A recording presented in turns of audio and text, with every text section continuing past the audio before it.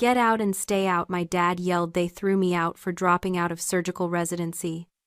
They didn't know I was worth $32 million. Next day I moved to my Laguna Beach fortress, 3 weeks later. Drop a comment and let me know where you're listening from right now. Have you ever had to choose between your family's dreams and your own? I'd love to hear your story. The house in Philadelphia always smelled of antiseptic and old wood, a stone manor built on the main line designed to look imposing, cold, and ancient, just like the men who lived in it. My father, Dr. David Sterling, chief of surgery, believed in hierarchy above all else. In this house, affection wasn't given, it was prescribed, dosed out in milligrams based on performance. Dinner at 6 sharp. My brother Tyler, the golden boy, sat to my father's right. I sat to his left. My mother Patricia sat at the foot of the table, a silent observer in a room full of egos. The walls were lined with oil portraits of ancestors holding scalpels staring down at us with judgmental eyes. "Tyler, tell us about the aneurysm repair," my father would demand, cutting his steak with surgical precision. "Clean clipping," Dad Tyler would beam. "Dr. Evans, let me close." "Excellent," my father would nod. Then he'd turn to me. "Chloe, how was your rotation?" I learned early on that there was only one correct answer. 36 hours, 3 appendectomies, perfect sutures. I never mentioned the other life, the one that started when the hospital lights dimmed and I snuck into the server room. While Tyler memorized anatomy, I was teaching a machine to see it. I saw patterns where they saw procedure. I saw data where they saw dogma. My partner Ethan, a coding prodigy I'd met in undergrad, called it Panacea, an AI capable of predicting surgical complications faster than any human brain. My father called technology a servant's tool. To him, real doctors cut. Real doctors had blood on their hands. Anything else was administrative fluff. So I lived a double life, by day the perfect resident stitching skin. By night the architect of a digital revolution. The weight of it was crushing. I'd watch my mother sometimes sitting in the drawing room staring at the grand piano she never played. It gathered dust in the corner, a monument to a life unlived. She had been a concert pianist once before she married the dynasty. Now she just arranged flowers and managed the social calendar. One night I found her tracing the keys without making a sound. "Do you miss it?" I asked. She flinched, pulling her hand away like she'd been burned. "Don't be silly, Chloe. Your father needs a wife, not a musician." That was the moment I realized the truth. My mother wasn't just weak, she was a warning. She had traded her voice for security, her passion for prestige, and deep down I think she hated me for trying to escape the cage she had locked herself into. She wasn't protecting me when she told me to just listen to your father. She was trying to ensure I didn't make her sacrifice look foolish. If I broke free, it would prove that she could have too, and that was a truth she couldn't survive. So I kept coding. I kept stitching, waiting for the moment the algorithm would finally solve the equation of my life, and then the email came. It was the 36th hour of my shift when the phone buzzed against my hip. I was scrubbing out of a 7-hour craniotomy, my hands raw, my eyes burning from the harsh fluorescent glare. I pulled the phone from my pocket. One email. Subject: acquisition complete. Wiring amount, $32 million. I didn't scream. I didn't jump.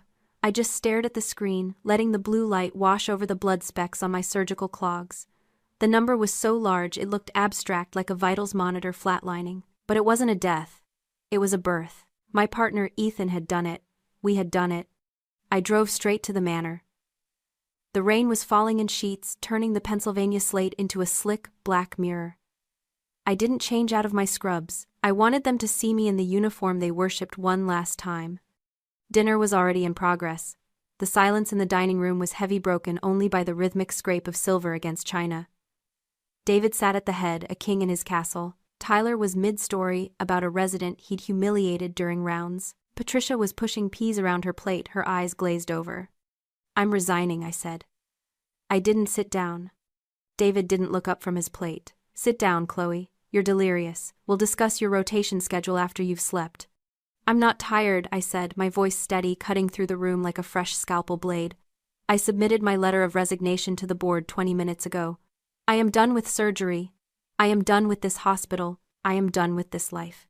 The silence that followed was violent. David slowly placed his knife and fork on the table. He looked at me, and for the first time I saw the terrifying void behind his eyes. He wasn't looking at a daughter. He was looking at a possession that had suddenly malfunctioned. You are a sterling, he said, his voice dangerously low. We cut. That is what we do. It is who we are. If you walk away from that residency, you are walking away from this family. I'm leaving to lead a technology division, I said. I built something, Dad. Something that will save more lives than your scalpel ever could. He stood up, his face flushing a deep, mottled red. Technology, you want to be a technician, a support staff. He slammed his hand on the table, rattling the crystal. You are spitting on 3 generations of legacy. You are humiliating me. That was it. The core of the wound. It wasn't about my happiness or my potential. It was a narcissistic injury. To a man like David, children aren't people.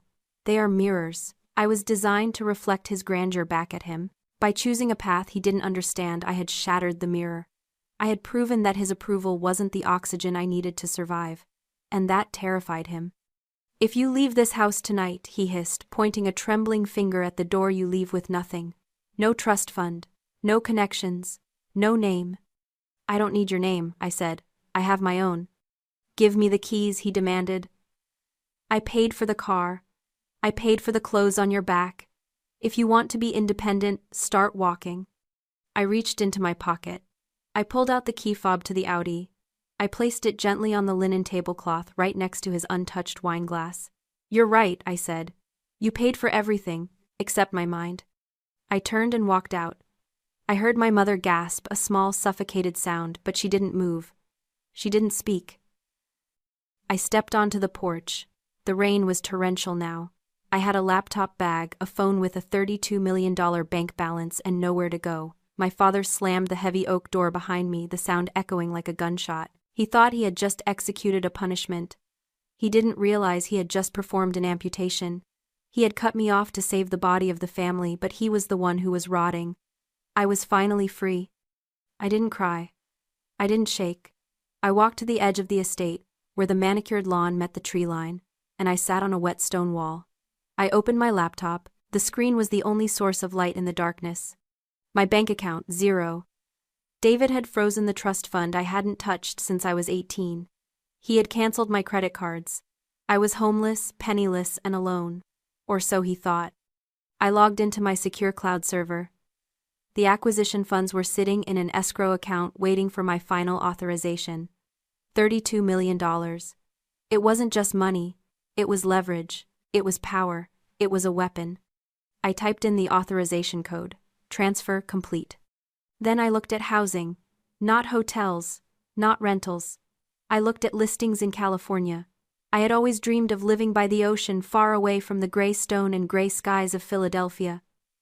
I found it. A fortress in Laguna Beach. $24.5 million. Brutalist concrete floor-to-ceiling glass perched on a cliff edge in Emerald Bay. It looked like a bunker designed by a poet. Indestructible. Beautiful. Cold. I called the realtor. It was 3 a.m. in California, but for $24 million people pick up the phone. I want to buy it, I said. Cash. Today. Miss Sterling, the realtor stammered, you haven't even seen it. I've seen enough, I said. Send the papers. I closed the laptop. The rain had stopped. The silence of the night was heavy, but it wasn't oppressive anymore. It was empty, and I could fill it with whatever I wanted. I didn't go to a hotel. I went to the only place that felt safe. The server room at our startup office. It was a small, windowless space humming with the sound of cooling fans. The air was crisp and filtered. I curled up on a beanbag chair in the corner, wrapped in my damp coat. I fell asleep listening to the hum of the servers. It was the sound of my future, the sound of my freedom. The next morning I flew to California. I didn't tell anyone. I didn't say goodbye. I just disappeared. The house was even more imposing in person. A monolith of concrete and glass, staring out at the Pacific. I stood in the empty living room, the ocean roaring below, and I felt nothing. No joy, no triumph, just a cold, hard sense of safety. I was safe. No one could hurt me here. No one could tell me who I was. I hired a security team. I installed cameras. I bought a white Range Rover, the kind of car my mother would have called vulgar. I drove it fast along the coast highway, the wind whipping my hair, and for the first time in my life I didn't care what anyone thought. I was building a fortress. Not just of concrete and steel, but of silence and distance. I was ghosting my old life. I was becoming someone new, someone unbreakable. For 3 weeks the silence was a balm. I healed in the quiet of my concrete sanctuary. I woke up when I wanted, I ate what I wanted. I didn't have to report my location, my sutures, or my worth to anyone. I was a ghost in my own life, and it was paradise. Then the contagion hit. TechCrunch ran the profile on Tuesday morning. The headline was catchy, designed for clicks: the surgeon who traded the scalpel for code inside the $32 million exit. It detailed everything: the acquisition price, the technology, and in a small paragraph near the bottom it mentioned my relocation to a private estate in Emerald Bay, Laguna Beach. The news traveled from Silicon Valley to the Philadelphia main line faster than a virus in a pressurized cabin. My phone, usually dormant, began to seize on the kitchen counter. Notifications stacked up like incoming trauma cases. Cousins I hadn't spoken to in a decade. Medical school peers who had snubbed me. And then the inner circle. Tyler texted first. No greeting, no congratulations. Just a screenshot of the article and 3 words: "Is this real?" It wasn't brotherly concern, it was an audit. Tyler was calculating the net worth difference between a neurosurgeon resident and a tech founder, and the math was making him sick. I didn't reply. Then my mother called. I let it go to voicemail. I listened to it standing by the infinity pool, the ocean crashing below. Chloe, her voice cracked thick with performance anxiety. Your father is falling apart. He saw the article. He's in a state. We didn't know. You have to understand, we were just worried about you. We're coming to see you. We need to repair this family before it's too late. We land on Saturday. They weren't asking, they were announcing. It was the old dynamic: they dictated the schedule and I was expected to scrub in, but they had miscalculated the venue. They weren't coming to the manor in Philadelphia where they held the keys. They were coming to my fortress. I could have blocked them. I could have told security to turn them away at the gate. But I realized that wouldn't be enough. If I blocked them, I would always be the runaway child in their narrative, the daughter who couldn't handle the pressure. I needed them to see. I needed them to walk through the concrete halls. I needed David to look at the empire I built with servants' tools. I texted back 2 words: Saturday. Noon. Then I prepared the house. I didn't buy flowers. I didn't soften the edges.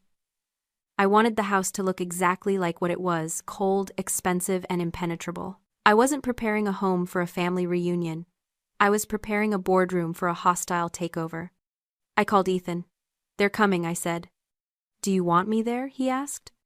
No, I said. I need to do this alone. But keep the server logs open. I might need to show them the back end. You're going to show them the code? No, I said, looking at the sun reflecting off the water like a blade. I'm going to show them the future. They arrived at noon exactly. A white rental sedan crawled up the winding driveway looking like a toy car against the massive scale of the concrete walls. I watched from the upper terrace. They stepped out into the California sun, blinking like moles dragged into the light. They were dressed for a Philadelphia country club: heavy tweeds, stiff loafers, pearls. In the stark salt air brightness of Laguna, they looked gray. They looked out of place. They looked like the past. I walked down to meet them. I didn't offer a hug. I didn't offer a hand. I just unlocked the 10-foot pivot door and stood aside. Welcome, I said. They walked in. The silence of the house swallowed them. David stopped in the foyer, his eyes scanning the 30-foot ceilings, the floating staircase, the wall of glass framing the Pacific Ocean. He was looking for a crack. He was looking for dust. He was looking for something to criticize so he could re-establish his dominance. But I ran this house like an operating theater. It was sterile. It was perfect. It's substantial, he muttered, unable to meet my eyes. It's secure, I corrected. I led them on the tour. It wasn't a tour of a home. It was a tour of a fortress. I showed them the infinity pool that dropped off into the horizon. I showed them the guest house that was larger than our entire downstairs in Philly. Tyler walked behind me, running the math in his head. I could practically hear the gears turning, calculating the property tax, the down payment, the net worth required to sustain this. He looked sick. Patricia didn't speak. She just touched the surfaces, the cold marble, the warm walnut with trembling fingers. She wasn't looking at the luxury. She was looking at the freedom. She was realizing that the cage she had spent 30 years polishing was just a cage, and I was standing on the outside holding the key. We sat for lunch on the cantilevered deck. The ocean roared below us, a constant violent reminder of where we were. The private chef served a charred octopus salad. David poked at it suspiciously. He couldn't take the silence. He couldn't take the shift in gravity. He needed to be the chief of surgery again. He needed to be the smartest man in the room. "It's a nice view, Chloe," he said, putting down his fork. "But let's be realistic. Real estate is a volatile asset.